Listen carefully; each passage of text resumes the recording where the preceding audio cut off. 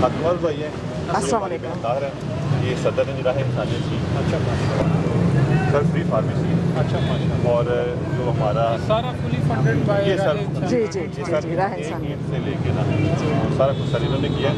Free pharmacy जो कि 18 घंटे की 6 घंटे की देती है, और जो सरकारी अपना हमारे डॉक्टर लिखेंगे और बाकी 16 इस तरह फ्री लेबॉर्ट्री भी है सर।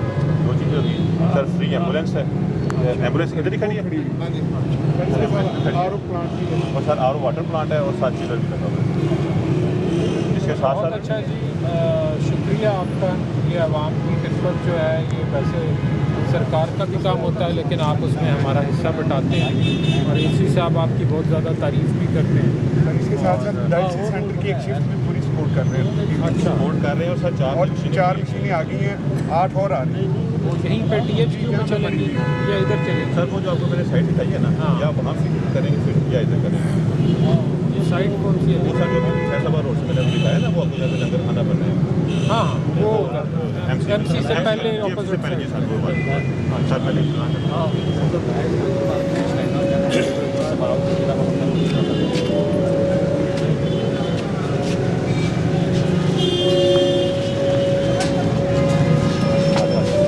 आप कहाँ बेटा? कहाँ?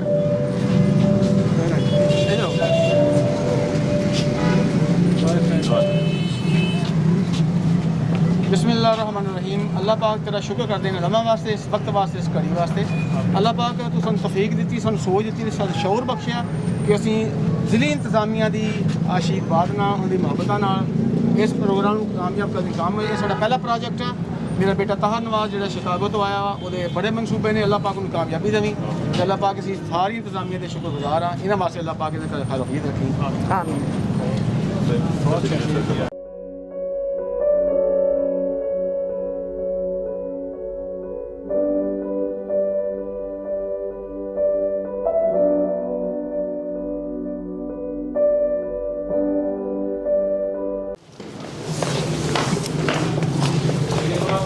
सप्लीमेंट करेंगे सरकारी मेडिसिन को ही या उसके अलावा? सर जो हमारे 6 घंटे हैं ना, वो 6 घंटे जो सरकारी OPD में मिलेंगे, उसके बाद जो 18 घंटे है वो लेकिन दवाइयाँ ये वही होंगी ये बंद होगी सर, अमूमन ये जो हॉस्पिटल में होंगी। रूटीन में सर ये हमने वही वाली लिस्ट प्रोवाइड की थी कि जो मॉर्निंग OPD जब बंद हो जाता है तो फिर बहुत सारे गरीब लोगों को बाहर से मेडिसिन लेनी पड़ती है, इमरजेंसी से जो प्रिस्क्राइब की जाती है, बिकॉज 50% ऑफ द लोड जिन्हें इमरजेंसी में होता है वो OPD पेशेंट्स का ही होता है।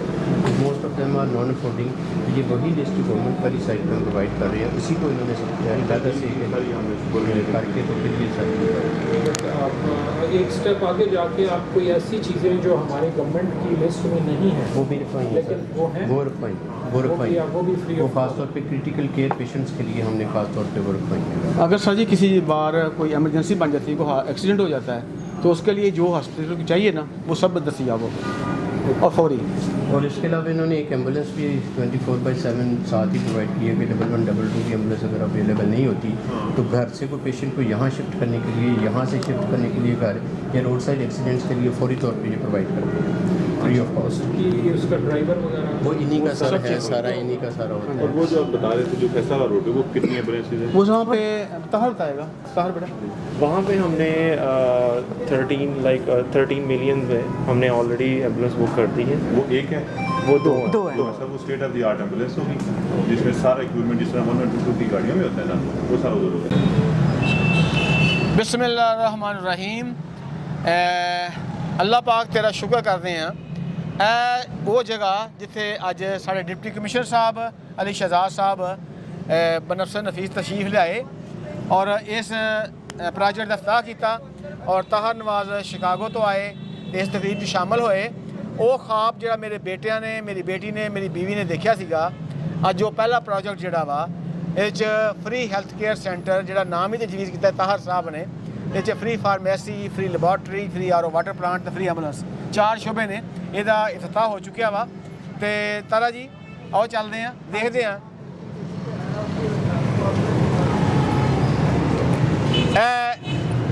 SOPs ते अमल दरामद करने वास्ते सिस्टम बनाया गया ताकि लोग कोरोना वायरस के दिनों के दवाई लैन क्लोज ना हो। तो जरा अगे चलते हैं। ਤਾਰਾ ਜੀ ਆ ਮੇਨ ਗੇਟ ਆ जी ਤੇ ਆਪਣੇ ਬੇਟੇ ਨੂੰ ਤੇ ਅਕਸਰ ਹਾਂਜੀ, ਤਾਰਾ ਜੀ ਨੂੰ ਕਹਿੰਦੇ ਕਿ ਬਿਸਮਿल्लाह करो। हाँ जी, ताहिर बिस्मिल्लाह करके सारा तारफ़ आपने करवाना है हाँ जी। कि क्या क्या यहाँ पे सहूलतें मिलेंगी उन हकदारों को जो हक रखते हैं। So, first of all, I would like to tell everybody that we have 4 dialysis machines here. These are worth like 6.4 million rupees, and we have 4 more machines already on the way. We have booked them. So we have another hall dedicated just for these dialysis machines. Out of these 4, we have 3 machines for hepatitis negative patients and 1 for hepatitis positive patients. So we are also considering that we have to take care hepatitis patients who are hepatitis C positive or hepatitis B positive. So we're just trying to take care of every scenario. So like this is one of the best things we could do here. Like the city we are here, it's a small city, but we're trying to do as much we can for this city. If we move ahead, as you can see here, we have wheelchairs. So we are also trying to provide wheelchairs as much we can to the people who are really deserving. Maybe some people don't know, like some people who are disabled, they don't have the sources to afford a wheelchair. So we're trying to do as much in that area also. So if we go ahead in this area, as you can see here, this is the lab area. We're gonna have some machines here, like ultrasound machines here for the lab testing, and we will try to equip this lab with the latest equipment as much we can.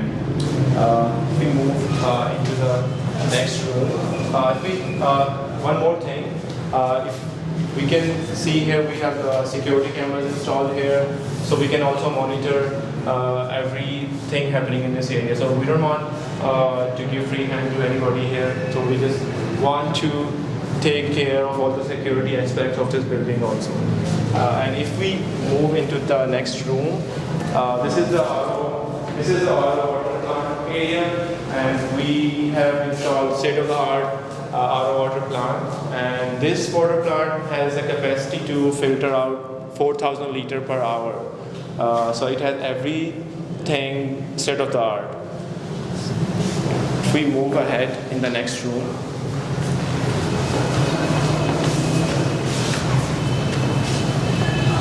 so this will be a temporary storage area, and we will have our medicines stored here, and if we move to the next room, you can see here we have all the medicines which are required for the hospital. We have here the list provided by the MS of the hospital, the medicine which they need on a regular basis.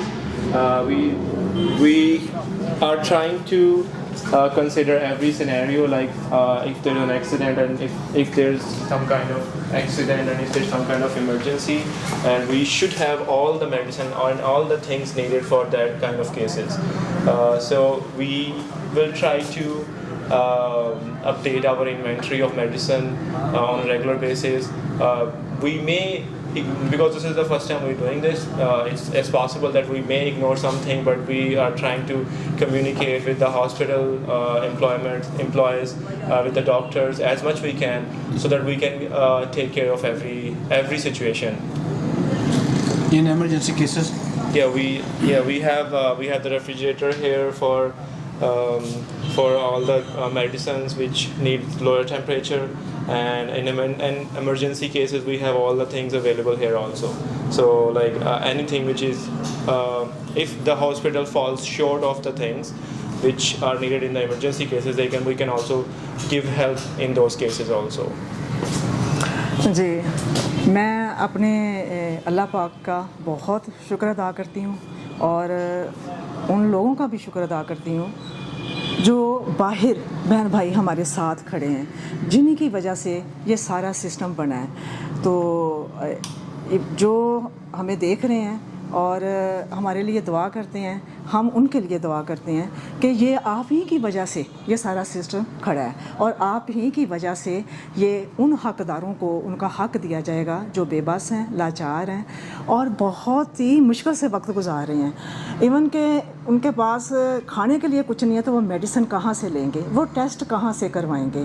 तो हम सब आपके बहुत शुक्रगुजार हैं कि आपके तवज्जुह से ये सारा सिस्टम बना है और अल्लाह पाक से दुआ करते हैं कि अल्लाह पाक उन लोगों तक आसानियाँ पहुँच जाएं जो बेबसी से अपनी ज़िंदगी गुजार रहे हैं, जिनके पास वसाइल नहीं हैं मेडिसिन लेने के, टेस्ट करवाने के। तो अल्लाह पाक उन तक ये आसानियाँ जल्द से जल्द उन तक आसानियाँ पहुँचें। तो मैं अपने बेटे की भी बहुत शुक्रगुजार हूँ कि मेरा बेटा आज इस मुबारक दिन में, आज स्पेशल दिन में हमारे साथ खड़ा है। इसने 10 तारीख को वापस चले जाना है, तो इसलिए हमारी कोशिश थी कि हम बेटे के होते हुए ये ओपनिंग करवा लें।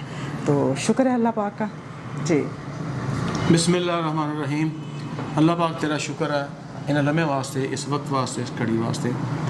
तारा जी ताहर नवाज साहब मेरा बड़ा प्यारा बेटा वा, बड़ा बेटा, और नाल जफर साहब, फरियाद साहब ते नबीला, ये साढ़े वो भैन भाई ने जिहड़े साढ़े वॉलंटियर दिन रात काम करते हैं और इस मनसूबा बेशुमार जिहड़े प्रोजेक्ट जिहड़े राह इंसानियत दे तवसत नाल ज़ेर तकमील ने, तामीर मुकम्मल एक दी होर होने वाली है।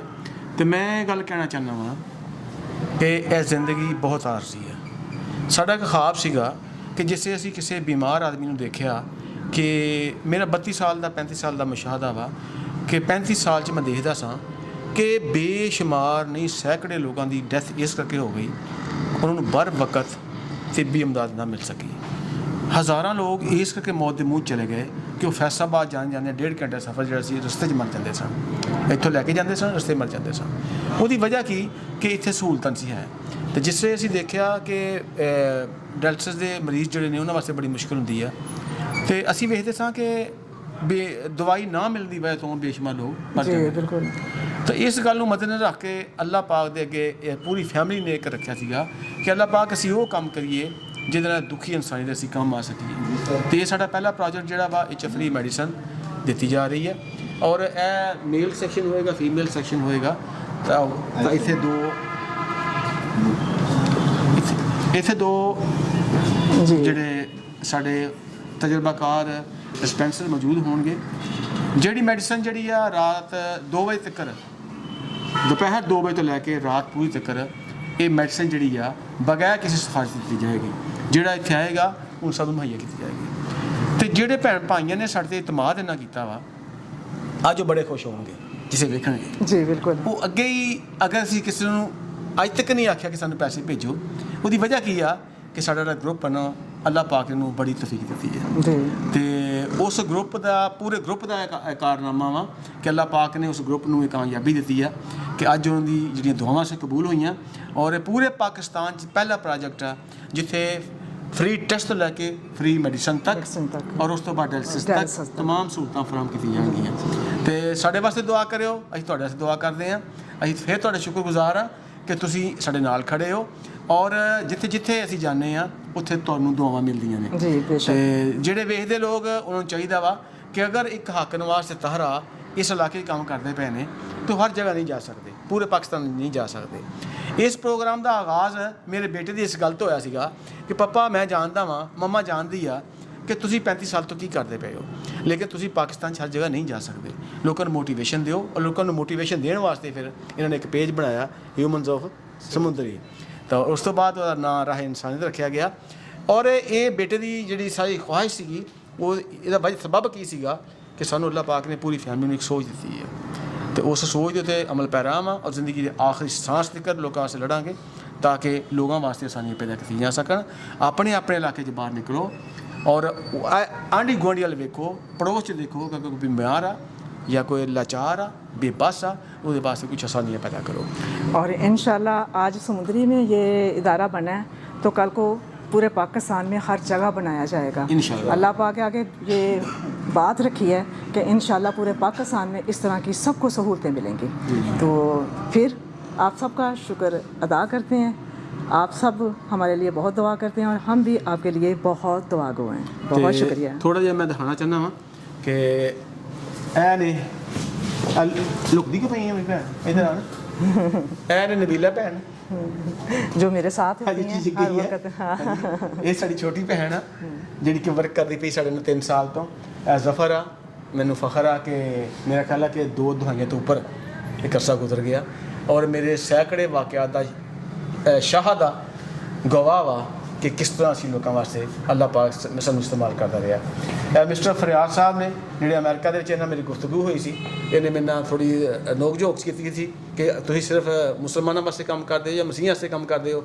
ਅੱਜ ਉਹ ਮਸੀਹ ਵੀ ਸਾਡੇ ਨਾਲ ਕੰਮ ਕਰਨ ਦੇ ਆ ਹਾਂਜੀ ਤੇ ਅਸੀਂ ਇਹਨਾਂ ਦੇ ਵੀ ਸ਼ੁਕਰਗੁਜ਼ਾਰ ਹਾਂ ਕਿ ਦਿਨ ਰਾਤ ਮਿਹਨਤ ਕਰਦੇ ਨੇ ਔਰ ਇਹਨਾਂ ਵਾਸਤੇ ਦੁਆ ਕਰੋ। ਬਹੁਤ ਸ਼ੁਕਰੀਆ। ਅੱਲਾਹ ਹਾਫਿਜ਼।